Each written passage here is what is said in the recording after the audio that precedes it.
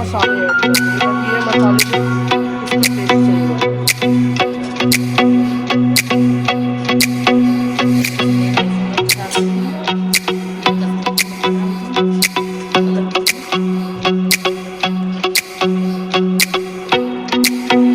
कोई कलर की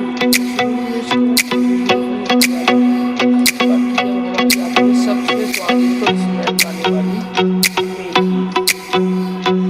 और ये हमारी अपने देश में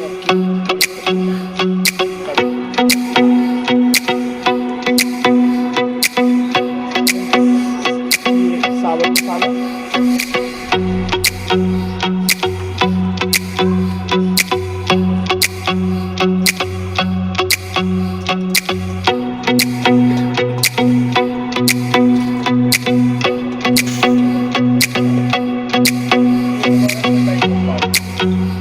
पानी देते हैं, डाली का पानी उससे क्या होता है साबुत खट्टी होती तो अच्छी लगती है।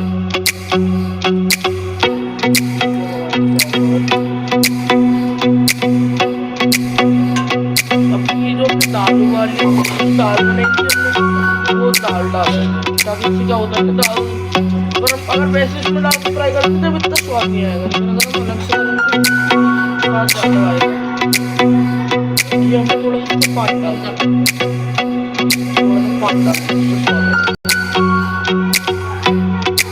अब थोड़ी देर पका